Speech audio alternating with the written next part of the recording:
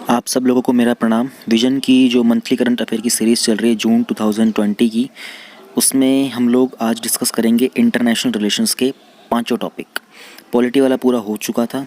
अच्छा, जो लोग इनसाइट का डेली करंट अफेयर्स देख रहे हैं ना, सम पीपल आर डिमांडिंग कि उसका मंथली बना दो। आई हैव डिसाइडेड कि उसका मंथली बनाने की ज़रूरत नहीं है।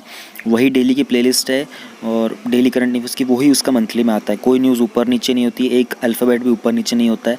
So will keep it that way only. आप लोगों को इनसाइट की जो भी मंथली देखनी होगी, आप सिंपल वही प्लेलिस्ट खोलिए और उसी को देख लीजिए। स्टार्ट करते हैं इंटरनेशनल रिलेशंस। पहला टॉपिक है हमारा 2.1 India Australia relations, then E diplomacy, third is India's energy cooperation with neighbouring countries, 2.4 is India elected as non permanent member of UN security council, 2.5 is European Union Vietnam free trade agreement EVFTA। Start करते हैं अपने पहले ही topic के साथ, India Australia relations के ऊपर। That is 2.1 international relations. News में क्यों था? अभी recently first ever virtual bilateral summit हुआ था। वर्चुअल का मतलब समझ रहे हैं, since the pandemic is going on, तो वर्चुअल यानी कि वीडियो कॉन्फ्रेंस के थ्रू एक बायलैटरल समिट। बायलैटरल मतलब दो तरफा। लेटरल वर्ड का मीनिंग ध्यान रखो हमेशा। लेटरल वर्ड का मतलब होता है साइड, और बाई मतलब दोनों साइड से, दो तरफा हुआ था, एक समिट हुआ था। अच्छा, समिट वर्ड क्यों यूज़ किया जाता है? देखो, एक होता है कॉन्फ्रेंस वर्ड यूज़ किया जाता है कहीं पर किया था समिट। समिट वर्ड का मतलब वैसे लिटरल मीनिंग की बात है तो टॉप की बात की जाती है। तो समिट्स के अंदर जो टॉप लीडर्स होते हैं ना, उनका पार्टिसिपेशन होता है। प्रेसिडेंट हो जाएंगे या फिर प्राइम मिनिस्टर हो जाएंगे। अगर हम कॉन्फ्रेंस की बात करते हैं तो रिप्रेजेंटेटिव्स जाते हैं गवर्नमेंट के। की आउटकम्स क्या थे समिट के? बायलैटरल स्ट्रेटेजिक पार्टनरशिप को एलिवेट करने की बात की गई थी, ठीक है, जो कि कॉम्प्रिहेंसिव स्ट्रेटेजिक पार्टनरशिप होगी। अब ये कीवर्ड्स हैं, कीवर्ड्स को ध्यान में रखना बहुत ज़रूरी है। Comprehensive strategic partnership words.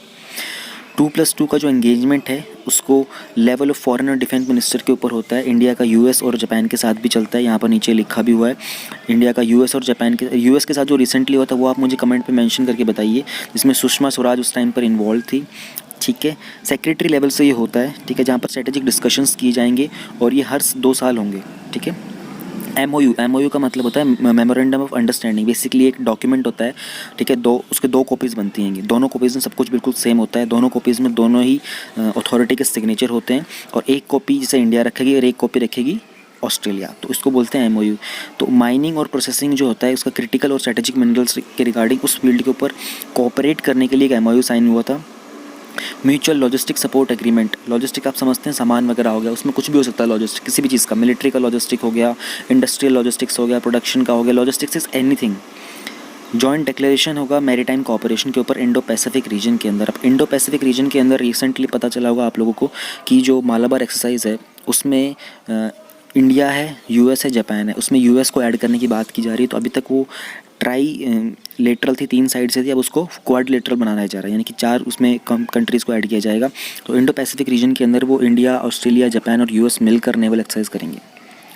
Overview क्या है इंडिया ऑस्ट्रेलिया रिलेशंस के बारे में? तो हमने ऊपर देख लिया समिट के बारे में। अब हमको देखना है कि इंडिया ऑस्ट्रेलिया के वैसे रिलेशंस क्या रहेंगे। जब हम कोल्ड वॉर की पीरियड की बात करते हैं, जो कि वर्ल्ड वॉर 2 के बाद हुआ था, ऑस्ट्रेलिया जो था वो यूनाइटेड स्टेट्स के साथ बहुत क्लोजली अलाइड था, क्योंकि यूनाइटेड स्टेट्स के थ्रू ये पैसिफिक ओशन से कनेक्ट करते थे, और इंडिया ने ऑप्ट किया था कि ये नॉन अलाइन का पार्ट रहेगा। जब कोल्ड वॉर का एंड होता है तो एक मेजर इकोनॉमिक रिफॉर्म्स लॉन्च किए गए थे इंडिया के अंदर 1991 के अंदर, जहाँ पहला पॉजिटिव मूव लिया गया था towards closer ties between both the nations, India और यूएस। तो ये मूव इंडिया ने लिया था। ये ज़्यादा लंबा चला नहीं, क्योंकि इंडिया का जो न्यूक्लियर स्टेटस था ना आउटसाइड द NPT ट्रीटी, जो NPT आपको देखो NPT मतलब नॉन प्रोलीफरेशन ट्रीटी, कभी कभी थोड़ा बोलने में वर्ड्स अटक जाते हैं, जिसके कारण इंडिया ने क्या कहा था कि इंडिया न्यूक्लियर स्टेट बनना चाहता है, ठीक है। अब ऑस्ट्रेलिया ने क्या कहा था कि ऑस्ट्रेलिया ने एक बहुत स्ट्रॉन्ग स्टांस लिया था अगेंस्ट इंडिया, जो इंडिया ने 1998 के न्यूक्लियर टेस्ट किए थे वहाँ पर। 21st सेंचुरी की जब हम बात करें तो ग्लोबल सिनेरियो थोड़ा सा चेंज हुआ था। ऑस्ट्रेलिया ने ये देखा कि इंडिया जो है एक बहुत ही इंपॉर्टेंट पार्टनर हो सकता है रीजनल सिक्योरिटी और स्टेबिलिटी को मेंटेन करने के लिए, क्योंकि कहीं ना कहीं ऑस्ट्रेलिया भी चाइना का जो एग्रेसिव मोड है ना, एग्रेसिव नेचर है, उसको पसंद नहीं करता।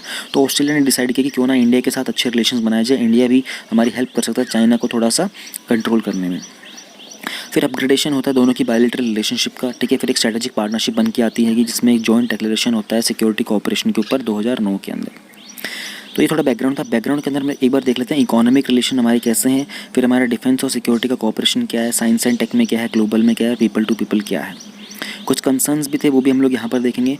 और एक ऑल इंडिया इकोनॉमिक स्ट्रेटेजी 2035 क्या है ये भी देख लेते हैं। तो पहले देख लेते हैं कि इकोनॉमिक और कमर्शियल रिलेशन क्या है इंडिया और यूएस के।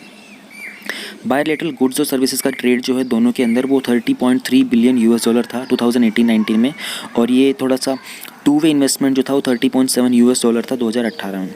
2018 में ही ऑस्ट्रेलिया ने अनाउंस किया था कि इम्प्लीमेंटेशन करेगा वो इंडिया इकोनॉमिक स्ट्रेटजी 2035। ये ऑस्ट्रेलिया का प्लान था, ध्यान रहे, इंडिया इकोनॉमिक स्ट्रेटजी एक विजन डॉक्यूमेंट है इंडिया ऑस्ट्रेलिया के रिलेशनशिप को शेप करने के लिए। इंडिया ने भी ऐसे ही प्रिपेयर किया था, इंडिया ने प्रिपेयर किया था Australia economic strategy paper similar lines के ऊपर ही। दोनों कंट्रीज़ ने डिसाइड किया था कि वो अपनी comprehensive economic cooperation agreement CECA की जो टॉक्स थी जो 2018 में हुई थी और उसके बाद 15 में बंद हो गई थी, उनको दोबारा से री एंगेज करेंगे। ऑल इंडिया इकोनॉमिक स्ट्रेटजी 2035 ये ऑस्ट्रेलिया की साइड से क्या है, एक 3 पिलर स्ट्रेटजी है जिसका फोकस होगा एक sustainable long term economic strategy build up करने में। ये 10 सेक्टर्स के ऊपर काम करेगा, 10 स्टेट्स के ऊपर इंडियन मार्केट में, जहाँ पर ऑस्ट्रेलिया को कॉम्पिटिटिव एडवांटेज मिल सकता है और उसके एफर्ट्स को जहाँ फोकस होना चाहिए। अब इसको फ्लैगशिप सेक्टर्स में डिवाइड किया हुआ है, जैसे एजुकेशन हो गया, ठीक है, 3 सेक्टर्स हो गए, और इसमें एग्री बिजनेस हो गया, रिसोर्स टूरिज्म हो गया। 6 प्रोमिसिंग सेक्टर्स हैं जैसे energy, health, financial services, infrastructure, sport, science और इनोवेशन। 3 पिलर जो हैं वो economic ties, geo strategic engagement और rethinking culture thrust on soft power diplomacy. Defence और सिक्योरिटी कॉपरेशन की जब हम बात करते हैं तो सिविल न्यूक्लियर कॉपरेशन एक एग्रीमेंट जो साइन किया गया था 2014 के अंदर, दोनों के अंदर, इंडिया और ऑस्ट्रेलिया में, इसके कारण इंडिया ने सिक्योर किया था ऑस्ट्रेलिया से यूरेनियम। दोनों ने ही साइन किया था mutual legal assistance treaty MLAT, एक एक्सट्राडिशन ट्रीटी है और सोशल सिक्योरिटी एग्रीमेंट भी है। मैरीटाइम सिक्योरिटी कोऑपरेशन की बात करें तो एक जॉइंट एक्सरसाइज होती है AUSINDEX 2019, AUSTRAHIND exercise pitch black Kakadu biennial exercise, इसको होस्ट करता है ऑस्ट्रेलियन नेवी। कुछ कंसर्न्स हैं इंडिया और ऑस्ट्रेलिया के रिलेशन के बीच में देख ले, जैसे कि कॉम्प्रिहेंसिव इकोनॉमिक कोऑपरेशन एग्रीमेंट, ये अभी तक इनकंक्लूसिव ही रहा है। इसके 9 राउंड्स के नेगोशिएशंस हो चुके हैं 2011 से लेकर 2015 के बीच में, लेकिन अभी तक इसका कोई रिजल्ट नहीं आया है। इंडिया ने ऑप्ट आउट किया था RCEP से, और इसके अलावा अदर थिंग्स जो है इंडिया और ऑस्ट्रेलिया एग्री नहीं कर पाए थे, जैसे कि मार्केट एक्सेस देना है एग्रीकल्चर के ऊपर और डेयरी प्रोडक्ट्स के ऊपर। तो यहाँ पर थोड़ा सा दोनों के बीच में चैलेंजेस चल रहे हैं। ऑस्ट्रेलिया की इकोनॉमी जो है वो हैवीली डिपेंडेंट है चाइना के ऊपर, और चाइना जो है वो ऑस्ट्रेलिया का लार्जेस्ट ट्रेडिंग पार्टनर है, ठीक है, जो अकाउंट करता है 26% उसका ट्रेड विद वर्ल्ड। तो ये भी इंडिया के लिए एक चैलेंज बन जाता है on the line of Australia. Science and tech की जब बात करते हैं तो Australia India strategic research fund ये इस्टेब्लिश किया था 2006 के अंदर। साइंटिस्ट के लिए वो सारे मिलकर एक लीडिंग एज रिसर्च के ऊपर काम करेंगे। ये एग्रीमेंट हुआ था साइबर इनेबल्ड क्रिटिकल टेक्नोलॉजी का, जिसको साइन किया गया था रिसेंटली, ताकि कोऑपरेशन कर सके हम लोग डिजिटल इकोनॉमी में, साइबर सिक्योरिटी में, क्रिटिकल और इमर्जिंग टेक्नोलॉजीज़ में। ये तो साइंस एंड टेक का। अब हम बात करते हैं ग्लोबली कैसा होता है। चाइना की जो एग्रेशन और रिसेंटिव फॉरेन पॉलिसी है वो दोनों ही कंट्रीज़ के लिए, इंडिया और ऑस्ट्रेलिया दोनों के लिए कॉमन कंसर्न बना हुआ है, उसी के कारण दोनों जो डेमोक्रेसीज हैं वो क्लोज रही हैं। दोनों अपने इंटरेस्ट को शेयर करते हैं कि एक फ्री, ओपन और इंक्लूसिव रूल्स होने चाहिए इंडो पैसिफिक रीजन के अंदर। ऑस्ट्रेलिया पैसिफिक स्टेप अप और इंडिया का जो फोरम है for India Pacific islands cooperation FIPIC और APSU, ये रीअफर्म करते हैं उनका कोऑपरेशन साउथ पैसिफिक रीजन के अंदर। दोनों ही कोऑपरेट करते हैं बहुत सारे मल्टीलेटरल फोरा के अंदर, जैसे कि क्वाड सिक्योरिटी डायलॉग हो गया, इंडियन ओशन रिम एसोसिएशन हो गया, एशियन रीजनल फोरम हो गया, G20 हो गया, ईस्ट एशिया समिट हो गया। पीपल टू पीपल रिलेशन की अगर हम बात करते हैं तो इंडियन डायस्पोरा है वो नियरली 7 लाख का है और फास्टेस्ट ग्रोइंग है ऑस्ट्रेलिया के अंदर, और एक बहुत पॉजिटिव फैक्टर बन गया है दोनों की बायलैटरल रिलेशंस को और फर्दर एनहेंस करने के लिए। ऑलमोस्ट 1 लाख इंडियन स्टूडेंट्स हैं जो एनरोल्ड है ऑस्ट्रेलिया के अंदर स्टडी के लिए, और जो न्यू कोलंबो प्लान है जिसका एम है इंक्रीज़ करना exchange of students in the Indo Pacific region, Australian government का प्लान है। ऑस्ट्रेलियन अंडर ग्रेजुएट्स जो हैं वो स्टडी करते हैं, कंप्लीट करते हैं अपनी इंटर्नशिप्स इंडिया के अंदर। ऑस्ट्रेलिया ने एग्री किया है कि वो इंडिया को एक world class sports university setup करने में हेल्प करेगा। कंक्लूजन की बात करते हैं दोनों के बायलैटरल रिलेशंस के ऊपर, तो जो प्रोस्पेक्ट है दोनों के बायलैटरल रिलेशनशिप का वो रिकॉग्नाइज किया जाता है दोनों कंट्रीज़ के अंदर, स्ट्रेटेजिकली यूजफुल, इकोनॉमिकली प्रोडक्टिव और अलाइंड है ईच अदर दोनों के एजेंडाज के साथ। देखो अभी कीवर्ड्स बहुत इंपॉर्टेंट होते हैं, स्ट्रेटेजिकली यूजफुल, इकोनॉमिकली प्रोडक्टिव, इन चीज़ों को आपको याद रखना ज़रूरी होता है। हाउएवर ई डिप्लोमेसी, हाँ ई डिप्लोमेसी एक ऐसा टॉपिक है जिसके ऊपर आपका मेंस का क्वेश्चन बन सकता है डायरेक्टली। और ये न्यूज़ में क्यों था, अभी हम लोगों ने ऊपर पढ़ा ना, इंडिया ऑस्ट्रेलिया का वर्चुअल समिट हुआ था कोविड-19 के क्राइसिस के दौरान, तो ई डिप्लोमेसी का जो कॉन्सेप्ट है ना ये लाइमलाइट में आ गया, यानी कि नज़र में आया है। और न्यूज़ में क्यों था, ग्लोबली बहुत सारे नेशंस ने ई डिप्लोमेसी के रूट्स को ट्राई किया है और इम्प्लीमेंट किया है। उनका जो मोमेंटम है फॉरेन रिलेशंस का कोविड-19 के चलते हुए, और उसको थोड़ा सा सपोर्ट ही मिला है, फ़ायदा भी हुआ है, कुछ चैलेंजेस भी हैं इसके, वो भी देखेंगे। और भी रिसेंट समिट हुए जैसे एक्स्ट्राऑर्डिनरी वर्चुअल G20 के लीडर का समिट हुआ था, सार्क का वर्चुअल समिट हुआ था, नॉन अलाइन मूवमेंट का समिट हुआ था, ये सारे के सारे वर्चुअली ही हुए थे। तो इस टॉपिक के अंदर हम लोग थोड़ा सा देखेंगे कि ई डिप्लोमेसी क्या होता है, इसके एडवांटेजेस क्या हैं हमारे पास, ठीक है, और इसके चैलेंजेस नीचे हम लोग देखेंगे क्या है। छोटा सा टॉपिक है बहुत ही, लेकिन बहुत अच्छा है। ई डिप्लोमेसी का सिंपल मतलब होता है कि आपको डिप्लोमेसी करनी है ई मेथड से, यानी कि डिप्लोमेट्स कौन होते हैं, राजदूत होते हैं ना, एक कंट्री का दूसरे कंट्री के साथ रिलेशन मेंटेन करते हैं। लेकिन अभी पैंडमिक चल रहा है तो movement is not possible, they can not, even office में एम्बेसीज में मिलना पॉसिबल नहीं है, तो वर्चुअली थिंग्स आर हैपनिंग। तो ये एक यूज़ ऑफ इंटरनेट और कम्युनिकेशन टेक्नोलॉजीज़ का नेशंस के द्वारा जो उनकी डिप्लोमेटिक गोल्स और ऑब्जेक्टिव्स को एस्टैब्लिश करने में हेल्प करेगा, और जो फंक्शंस होते हैं डिप्लोमेट्स के उनको एफिशिएंटली कैरी आउट करने में। Basically we are using ICT, internet and information and communication technology का यूज़ कर रहे हैं।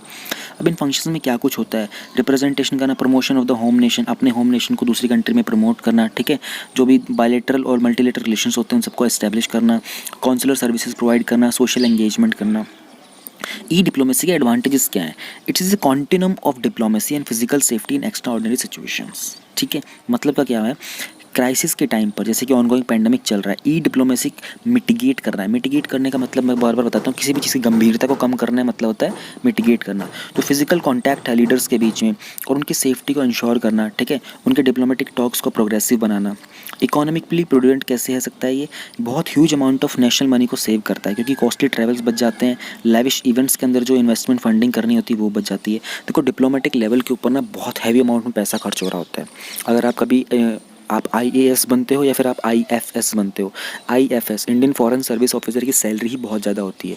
मतलब अगर आज 2020 की अगर हम बात करें तो अभी आप इंडियन फॉरेन सर्विस ऑफिसर बनते हो, तो आपकी after your training your first salary, आप जिस भी किसी कंट्री में जाते हो, ये अगर आप चाइना में जा रहे हो ना, पोस्ट हो रहे हो, तो मान के चलो कि आपकी जो सैलरी वहाँ पर होगी वो मिनिमम 3.5 से 4 लाख रुपये पर मंथ के हिसाब से होगी, क्योंकि वो डिपेंड करती है उस कंट्री की जो जीडीपी वगैरह चल रही होती है उसके हिसाब से। लेकिन एक इंडियन फॉरेन सर्विसेज की जो सैलरी होती है बहुत महंगी होती है, और आपको बहुत सारे एडिशनल अलाउंसेस दिए जाते हैं इसके अलावा भी। मे बी आप लोगों को पीछे कुछ डिस्टर्बेंस की वॉइस आ रही हो, बट आई एम सॉरी, मैं उसको एक्सक्लूड नहीं कर सकता हूँ। कुछ कंस्ट्रक्शन का काम चल रहा है और ये टाइम बहुत इंपॉर्टेंट है, मुझे इसके बाद टाइम नहीं मिलेगा रिकॉर्डिंग का, तो पर मैं कोशिश कर रहा हूँ कि आपको ज़्यादा डिस्टर्बेंस ना हो, सॉरी। एक एफिशिएंट टाइम का यूटिलाइजेशन हो जाता है, यानी कि जो ट्रैवल टाइम होता है वो बच जाता है डिप्लोमेट्स का, तो वो पॉलिसी मेकिंग के अंदर ज़्यादा टाइम इन्वेस्ट करते हैं और एंगेजमेंट जो स्ट्रेटजीज होती हैं उनको ज़्यादा बेटर बना सकते हैं। Much of foreign ministries energy goes into organising visits, क्योंकि देखो फॉरेन मिनिस्ट्री का सबसे भयंकर काम यही होता है, फॉरेन मिनिस्ट्री कॉन्टीन्यूसली इसी तरीके में लगे रहते हैं, एंगेजमेंट कराने में, इवेंट्स ऑर्गेनाइज करने में, मीटिंग्स ऑर्गेनाइज करने के अंदर, ठीक है, और उनके फॉलोअप्स जो होते हैं बहुत हार्ड होते हैं। तो वर्चुअल डिप्लोमेसी क्या करती है, हाई लेवल एंगेजमेंट को बहुत लेस बर्डनसम कर देती है, उसका बर्डन बहुत कम हो जाता है, इवेंट्स अरेंज नहीं करने पड़ेंगे, वर्चुअली सब कुछ करना है, तो आपको बस एक बार सिस्टम को सेटअप करना है, then you to just confirm them via call और व्हाट्सएप और ईमेल कि आपका टाइमिंग्स क्या सेटअप करने हैं। अरेंजमेंट्स बहुत कम हो जाते हैं, तो आप पॉलिसी मेकिंग पर फोकस कर सकते हो। लेकिन ई डिप्लोमेसी के चैलेंजेस भी होते हैं। पहली बात तो डिक्रीज प्रोडक्टिविटी, ई डिप्लोमेसी जो है ना वो उसको रिप्लेस नहीं कर सकते फेस टू फेस इंटरेक्शंस के साथ। हाँ, आप एक कुछ समय के लिए कर सकते हो, you can find an alternate way, but this is not the only way, this is not the best way, ठीक है। फिर बैकडोर कंसल्टेशंस होती है, नेगोशिएशंस होते हैं, ठीक है ना, from the heart and soul of the traditional diplomacy. Diplomacy का मतलब ये होता है, आपको कंसल्टेशन करना होता है, आपको इंटरेक्शन करना होता है, आपको सेटलमेंट्स करने होते हैं। जो वर्चुअल समिट्स होते हैं, ये जो भी ब्रॉडर पॉलिटिकल गोल्स होते हैं ना, ब्रॉडर ऑब्जेक्टिव्स हो सकते हैं, इन सबको फुलफिल नहीं कर पाते हैं, ठीक है। और ये हेड ऑफ द स्टेट्स के माइंड में हमेशा रहता है। जो मेजर ब्रेक थ्रूज होते हैं, डील्स होते हैं, उनके अंदर एक डायरेक्ट इंटरवेंशन करना पड़ता है लीडर्स को, ठीक है ना, इट मे नॉट मटेरियलाइज। तो पॉइंट वही है कि कुछ चीज़ें ऐसी ही होती हैं, आपको फेस ऑन फेस इंटरेक्शन करने के बाद, अपनी डायरेक्ट एक्सप्रेशंस को कन्वे करने के बाद ऑन द फेस ही आप कन्वे कर सकते हो। बहुत सारे पॉलिटिकल गोल्स ऐसे होते हैं जो आप एक वर्चुअल मीटिंग के ऊपर डिस्कस तक भी नहीं कर सकते हो। फिर वर्चुअल समिट से क्या होता है कि एक स्पॉन्टेनिटी भी रिड्यूस हो जाती है, ठीक है ना, जो एक कॉन्डोर होता है कॉन्वर्सेशन का वो रिड्यूस हो जाता है। फिर ये बहुत आर्ग्यूएबल है कि जो नए आइडियाज़ और प्रपोजल हैं वो जियो स्ट्रेटेजिक अलाइनमेंट्स के साथ हों, वो एमिनेट करें ना करें इन ई समिट्स के थ्रू। साइबर सिक्योरिटी का इशू भी बहुत होता है, बहुत सारे साइबर क्राइम्स हो रहे होते हैं, ये तो देखो एक कॉमन सा इशू है। जो भी आप वर्चुअल, अगर आपका मेंस में कोई भी क्वेश्चन बनता है ना कि इतने सारा जो वर्ल्ड था वो जैसे एजुकेशन ऑनलाइन चला गया था, टीचिंग ऑनलाइन चला गया था, वर्क फ्रॉम होम चला गया था ऑनलाइन, तो एक कॉमन चैलेंज आप हर एक में लिख सकते हो, वो है साइबर सिक्योरिटी इशू का। तो इसके बारे में डिटेल में आपको पता होना चाहिए। इवन हो सकता है प्रीलिम्स में कोई क्वेश्चन बन के आ जाए, सॉरी मेंस में कोई क्वेश्चन बन के आ जाए, वो साइंस एंड टेक में सिक्योरिटी, इंटरनल सिक्योरिटी के अंदर ये वाला कि इतना कुछ ऑनलाइन हो गया था, तो साइबर सिक्योरिटी के ऊपर किस तरह का क्या इम्पैक्ट पड़ा था, ठीक है। एक थ्रेट होता है कि क्लासिफाइड और सेंसिटिव इन्फॉर्मेशन जो है वो लीक ना हो जाए, ठीक है, नेशनल सिक्योरिटी को बहुत खतरा होता है। कंक्लूजन की अगर हम बात करते तो इतने लिमिटेशंस होने के बाद भी इनिशियल स्टेजेस के ऊपर भी ई डिप्लोमेसी एक परसुएसिव और टाइमली सप्लीमेंट है हमारी ट्रेडिशनल डिप्लोमेसी के लिए। कंट्रीज इस अपॉर्चुनिटी को यूटिलाइज़ कर सकती हैं अपनी ई डिप्लोमेसी को, ताकि जो डिस्कशंस वगैरह हैं इंटरेक्शंस को इंक्रीज़ करने के लिए, ठीक है, और फर्दर जो डिप्लोमेसी के गोल्स हैं इनको अचीव करने के लिए इस तरह के एंगेजमेंट्स को इंक्रीज़ किया जा सकता है, ताकि ये कॉन्टीन्यूसली रिलेशंस को मेंटेन करके रखें। Again a very interesting topic with the mains point of view, India का जो एनर्जी कोऑपरेशन है उसके नेबरिंग कंट्रीज़ के साथ, उसके बारे में बात करेंगे। ठीक है, रिसेंटली इंडिया और भूटान ने एक पैक्ट साइन किया था। पैक्ट का मतलब होता है ट्रीटी, एक एग्रीमेंट, जो पहला जॉइंट वेंचर था हाइड्रो पावर प्रोजेक्ट के बारे में। ठीक है, तो न्यूज़ में क्या बात करी, 600 मेगावाट का एक कोलोंगचू प्रोजेक्ट है जो कि पार्ट है 4 प्रोजेक्ट्स का, जो एग्री किया गया था 2008 के अंदर, और जो बाकी 3 हैं वो हैं बोनाखा, वांगचू और चमखरचू। थोड़े से नाम अजीब से हैं बट आपको ये नाम याद रखने पड़ेंगे क्योंकि ये न्यूज़ में चलते रहते हैं, तो एग्ज़ाम में आने के चांसेस हैं। एक 50-50 जॉइंट वेंचर है सतलज जल विद्युत निगम हिमाचल प्रदेश का जो PSU है और भूटानीज ड्रक ग्रीन पावर कॉरपोरेशन का। गाइडलाइंस जो है वो इंपोर्ट एक्सपोर्ट की क्रॉस बॉर्डर इलेक्ट्रिसिटी 2018 की वो इशू की गई थी। मिनिस्ट्री ऑफ पावर फैसिलिटेट करता है इस बात को, जो इंपोर्ट एक्सपोर्ट होगा इलेक्ट्रिसिटी का इंडिया और उसके नेबरिंग कंट्रीज़ के साथ। इंडिया का एनर्जी कोऑपरेशन उसके नेबरिंग कंट्रीज़ के साथ क्या है, बांग्लादेश के साथ बात करेंगे, नेपाल के साथ, भूटान के साथ, म्यांमार के साथ, और इसके साथ साथ हम लोग बात करेंगे कि क्या बेनिफिट होते हैं एनर्जी कोऑपरेशन के नेबरिंग कंट्रीज़ के साथ। फिर कुछ मल्टीलेटरल इनिशिएटिव्स भी थे, लेकिन अब बॉर्डर इलेक्ट्रिसिटी का ट्रांसमिशन हो रहा है तो कुछ चैलेंजेस भी हमारे पास आएंगे, and then we have way forward. तो थोड़ा सा लेंदी है, बहुत हल्का सा, लेकिन इंटरेस्टिंग है क्योंकि नेबरिंग कंट्रीज़ के बारे में बात की जा रही है यहाँ पर। इंडिया और भूटान दोनों कंट्रीज़ ने साइन किया था इंडिया भूटान का framework agreement on hydro power development and trade 2006 के अंदर। ये डेवलप करेगा 10,000 मेगावाट की हाइड्रो पावर बाय 2020। इसमें जो की प्रोजेक्ट्स हैं वो हैं ताल हाइड्रो पावर प्रोजेक्ट जो कि 1020 मेगावाट का है, और दोरजुलंग हाइड्रो पावर प्रोजेक्ट 1125 मेगावाट का है। ये ट्राइलेटरल कोऑपरेशन है भूटान, इंडिया और बांग्लादेश के बीच का। देन हम बात करते हैं इंडिया नेपाल का भी एक इलेक्ट्रिसिटी ट्रेड है। दोनों ने साइन किया था एक पावर ट्रेड एग्रीमेंट 2014 के अंदर, जहाँ पर दोनों ने कमिट किया था कि दोनों कंट्रीज़ बाय और सेल करेंगे इलेक्ट्रिसिटी जब भी किसी के पास शॉर्टेज होगी। तो 22 cross border power exchange facilities operational है दोनों कंट्रीज़ के बीच में। महाकाली ट्रीटी साइन की गई थी 1996 के अंदर, ताकि ये पंचेश्वर मल्टीपर्पज़ प्रोजेक्ट को डेवलप किया जा सके। इंडिया बांग्लादेश का भी एक इलेक्ट्रिसिटी ट्रेड है, एक MOU साइन किया गया था 2010 के अंदर। दोनों का बायलेटरल कोऑपरेशन होगा पावर और एस्टेब्लिशमेंट ऑफ ग्रिड कनेक्टिविटी के लिए। इंडिया करंटली सप्लाई करता है कुछ 1200 मेगावाट की पावर बांग्लादेश को, जिसको इंक्रीज़ करने की बात की गई है, 2500 मेगावाट इंक्रीज़ करेगा 2021 तक। इंडिया म्यांमार की अगर हम बात करते हैं तो करंटली जो इंटरकनेक्शन ट्रांसमिशन लाइन है मोरे जो कि मणिपुर में है से लेकर तामू जो कि म्यांमार में है, वो ट्रांसपोर्ट करती है इलेक्ट्रिसिटी इंडिया से म्यांमार को। कुछ successful regional energy cooperation agreements भी हैं अक्रॉस द वर्ल्ड, जैसे कि ग्रेटर मेकोंग सब रीजन। इसकी बात करते हैं तो ये कंप्राइज करता है Cambodia, China, Laos, Myanmar, Thailand और वियतनाम। इन्होंने एस्टिमेट किया है कि ये 14.3 बिलियन $US सेव करते हैं क्योंकि इन्होंने सब्सटीट्यूशन लिया है फॉसिल फ्यूल का, इसके generation with hydro power. Southern African power pool की अगर बात करते हैं तो एक इंटरनेशनल पावर पूल है 12 अफ्रीकन कंट्रीज़ का, जिसका एम है कि रिलायबल और इकोनॉमिक इलेक्ट्रिसिटी सप्लाई प्रोवाइड करना जो भी उस पूरे के पूरे अफ्रीकन रीजन्स के कंज्यूमर्स हैं, साउथ अफ्रीकन रीजन के। फिर एक नॉर्डिक पूल है, ये वर्ल्ड का फर्स्ट इंटरनेशनल एक्सचेंज है पावर ट्रेडिंग का, और ये एक सोर्सिंग पावर है डिफरेंट सोर्सेज की, जैसे कि हाइड्रो से ले लिया, थर्मल से, न्यूक्लियर, विंड और सोलर से। तो पूलिंग हो रही है एनर्जी की, ध्यान होना चाहिए पूल वर्ड का मतलब क्या होता है इसमें, ये पता होना चाहिए। इस तरह के एनर्जी कोऑपरेशन के बेनिफिट्स क्या हैं एनर्जी ये नेबरिंग कंट्रीज के साथ। सबसे पहला बेनिफिट आता है utilisation of untapped hydro power potential. Untapped का मतलब होता है जिस चीज़ को अभी तक कभी भी यूज़ ना किया गया हो, अभी तक वो अनटैप्ड। जैसे कुछ लोग बोलते हैं ना कि कुछ लोगों का बहुत सारा अनटैप्ड पोटेंशियल है, उसी तरीके से यानी कि उस इंसान में इतना पोटेंशियल है लेकिन उसको यूज़ नहीं किया गया अभी तक। तो हाइड्रो पावर पोटेंशियल जो है वो भूटान और नेपाल टुगेदर जो है वो 1,13,000 मेगावाट का है, और नॉर्थ ईस्ट इंडिया के अंदर 58,000 मेगावाट का है। क्या है आपको याद करने की ज़रूरत है? मुझे लगता नहीं है इतना याद करो, लेकिन आई थिंक ये utilisation of untapped hydro power potential इतनी ये कीवर्ड आपको याद होना चाहिए, की फ्रेज़ बोलूँगा मैं इसको, कीवर्ड नहीं बोलूँगा, ये आपको याद होना चाहिए। Then we have effective use of seasonal कॉम्प्लीमेंटरिटीज़।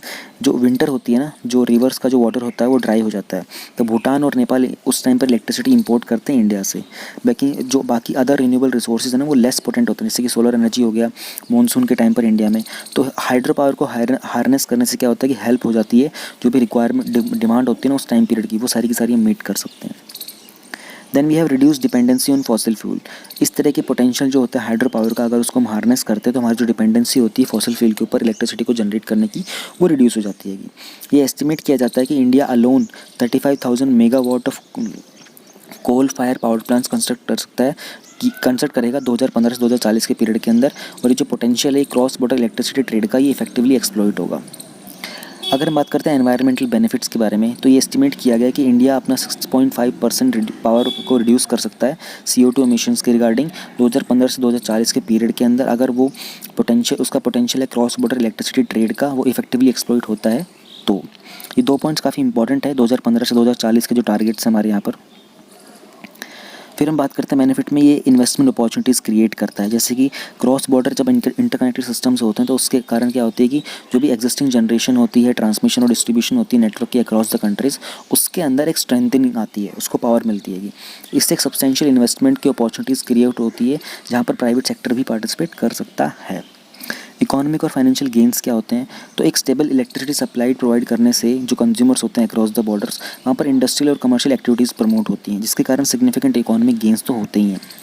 Economies of scale की अगर बात करते हैं तो रीजनल अप्रोच जो होती है वो डिज़ायर्ड इकोनॉमीज़ ऑफ स्केल को, उनकी जो कॉस्ट वगैरह होती है उसको लोअर कर देती है इलेक्ट्रिसिटी जनरेशन की। इसी कारण क्या होता है कि अप्रोच जो होती है ना, वो डिज़ायर्ड इकोनॉमीज़ की बढ़ के निकल के आती है। अब बेनिफिट्स है तो चैलेंजेस तो ज़रूर होंगे। पॉलिसी के चैलेंजेस होते हैं, जैसे कि एक हार्मोनियस पॉलिसी फ्रेमवर्क नहीं बन पाता, ये बहुत बड़ा मेजर हर्डल है। हार्मोनियस का मतलब क्या होता है कि हर एक के लिए समांतर, हर एक के लिए सेंसिबल। तो ये इस पूरे के पूरे जो डेवलपमेंट होता है trans border regional power market का, इसमें एक बहुत बड़ा एक हर्डल बन गया है, एक ऑब्स्टेकल बन गया है, इसकी ग्रोथ को हैम्पर कर रहा है। जैसे कि नेशनल इलेक्ट्रिसिटी पॉलिसीज़ हैं, उनका एक डेडिकेटेड फोकस नहीं है कॉम्पिटिटिव मार्केट को डेवलप करने का। स्पेशली अगर हम बात करें नेबरस रीजन की, तो वहाँ पर उनका फोकस नहीं है। इसके साथ साथ हमारे पास आता है इंफ्रास्ट्रक्चर और टेक्निकल कॉन्स्टेंट्स होते हैं। देखो, कोई ग्रिड डिसिप्लिन की एब्सेंस होती है क्रॉस बॉर्डर इलेक्ट्रिसिटी ट्रेड के अंदर, ठीक है। बहुत ही लिमिटेड ट्रांसमिशन नेटवर्क होता है क्रॉस बॉर्डर इलेक्ट्रिसिटी ट्रेड के अंदर, और ट्रांसमिशन एंड डिस्ट्रीब्यूशन TND यहाँ पर आपको पता होना चाहिए। TND का मतलब होता है ट्रांसमिशन और डिस्ट्रीब्यूशन के जो लॉसेज होते हैं उनमें भी बहुत सारा कॉन्स्टेंट्स होता है।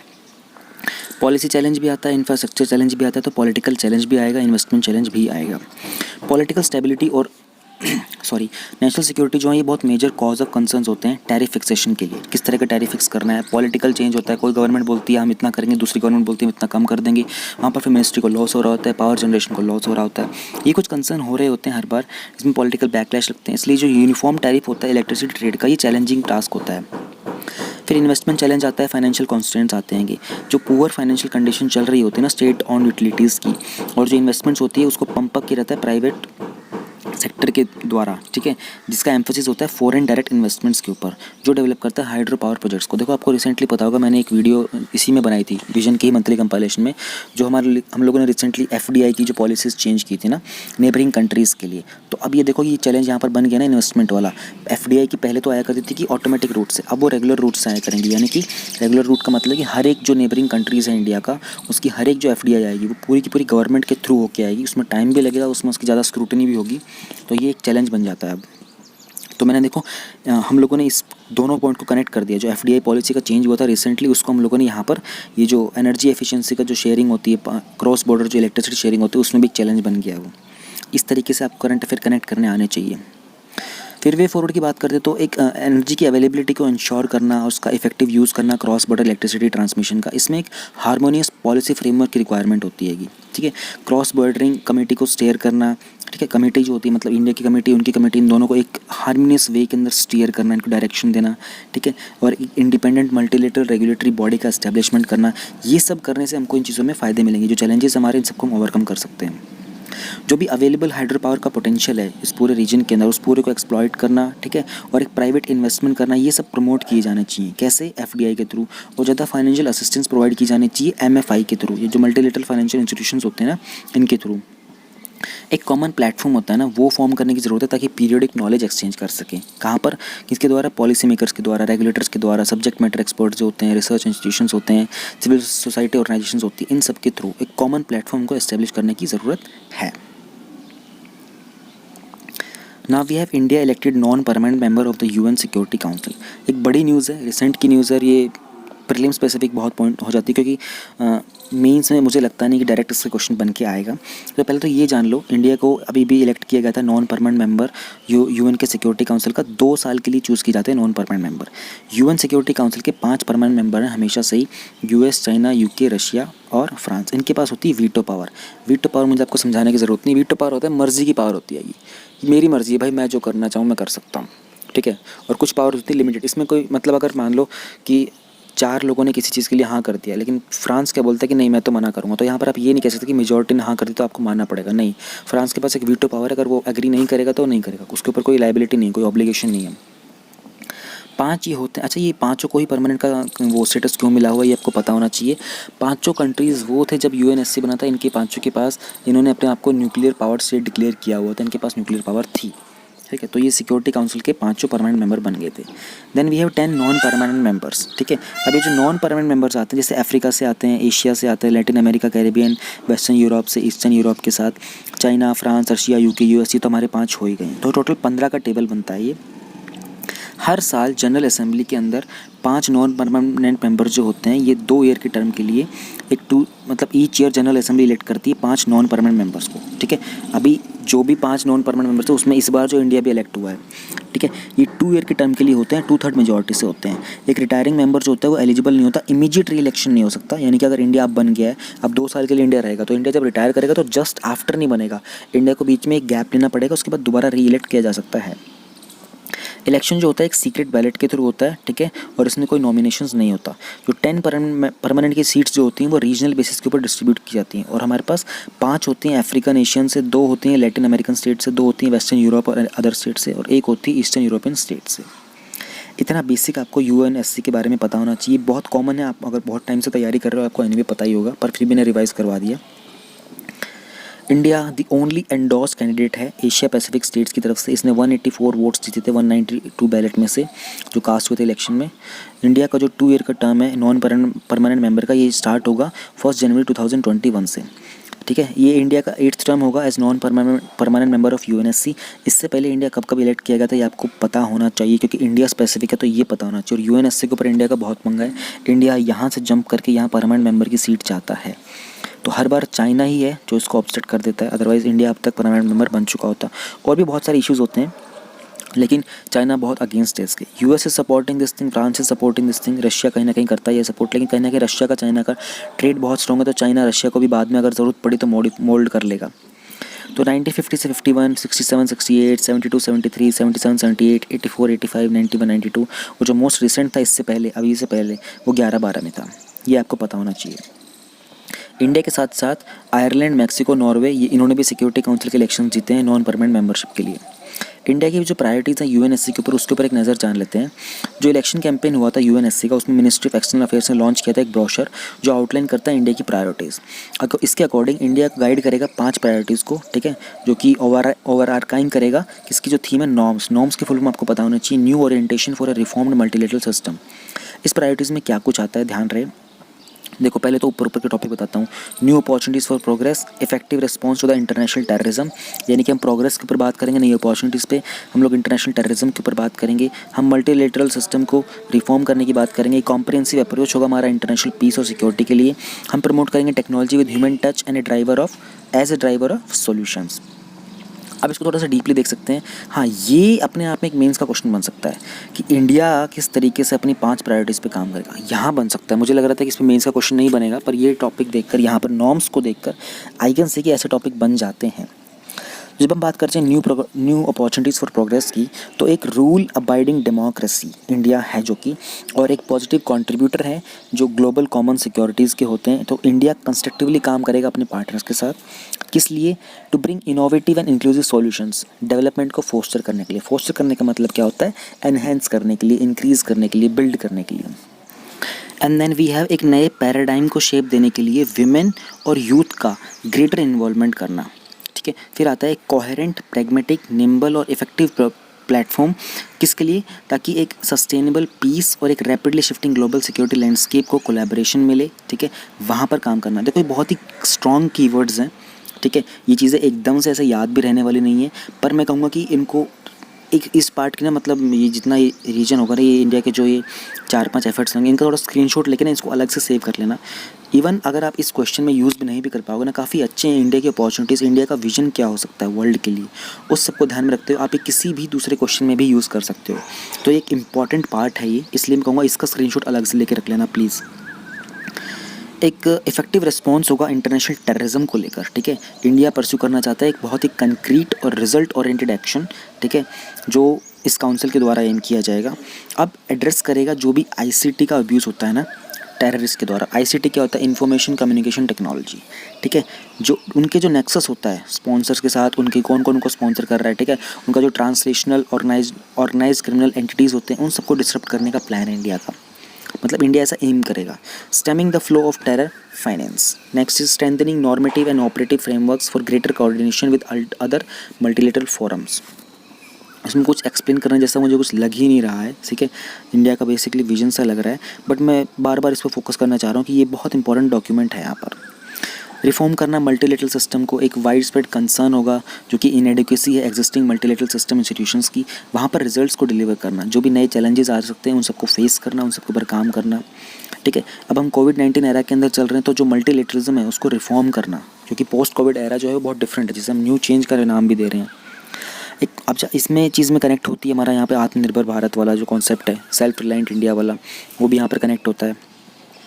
फर्स्ट और वाइटल स्टेप हो जो सिक्योरिटी काउंसिल को रिफॉर्म करने के लिए, वो यही होगा मल्टीलेटरल सिस्टम को रिफॉर्म करना, ठीक है। अब यहाँ पर जो भी कंटेम्प्रेरी रियलिटीज़ होती हैं ना, उनको और इफेक्टिव बनाने पे हमको काम करना पड़ेगा।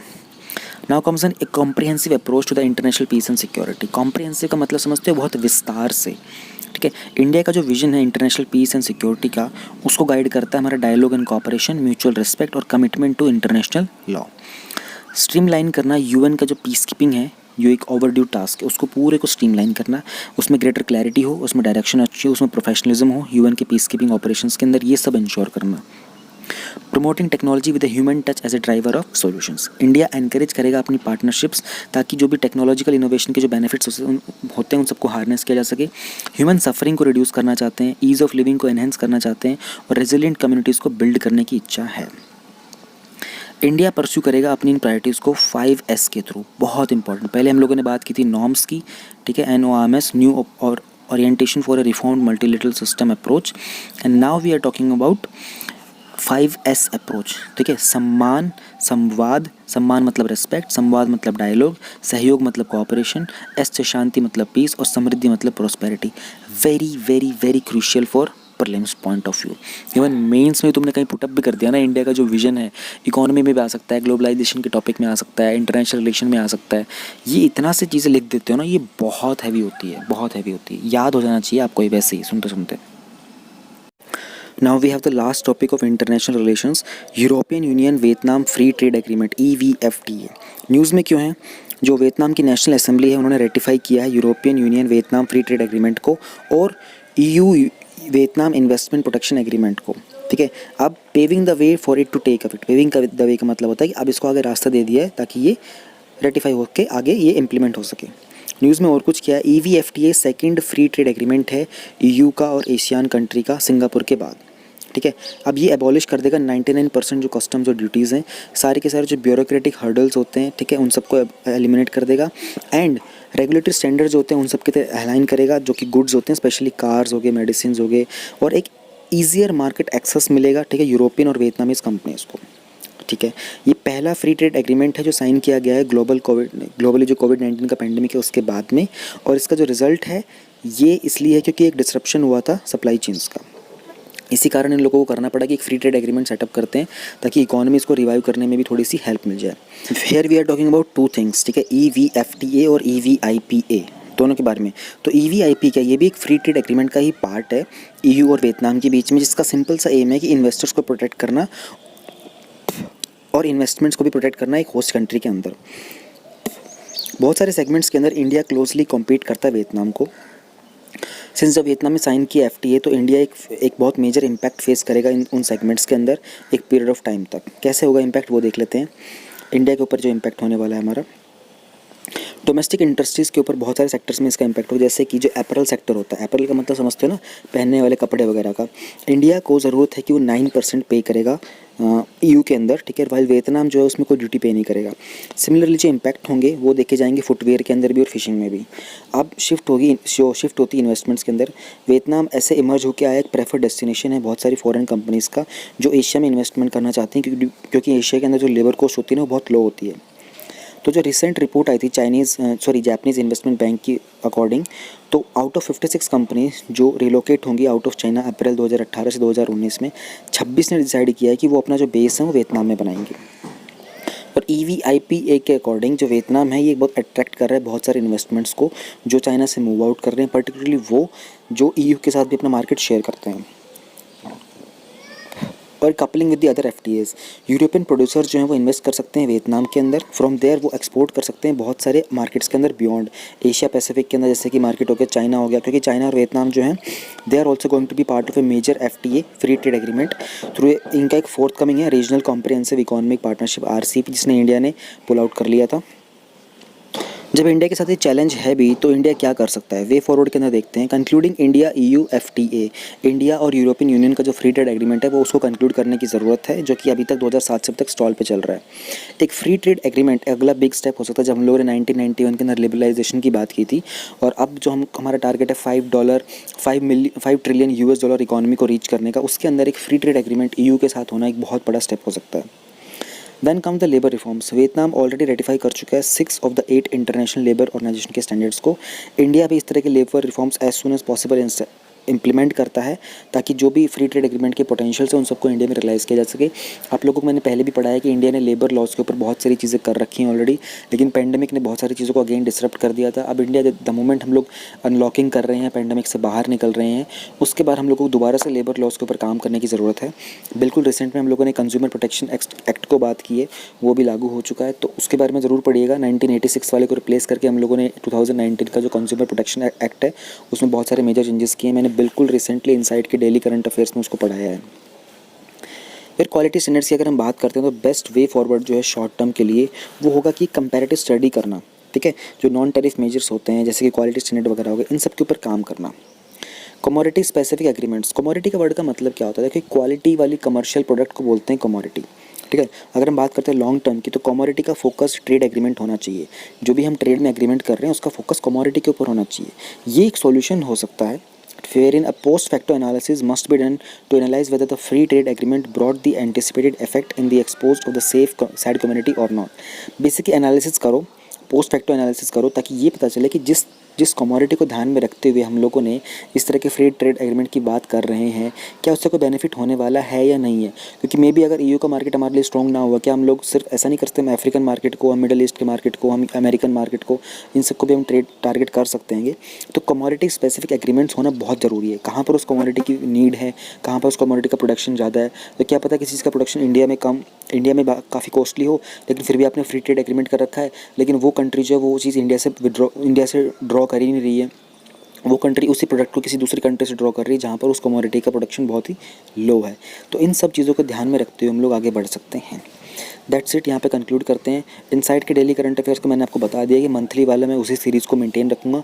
जिनको मंथली देखनी हो वो उसी सीरीज़ को देखें, प्लेलिस्ट में जा करके कोई डिफरेंस नहीं है, एक अल्फ़ाबेट भी इधर से उधर नहीं होता है। Thank you very much.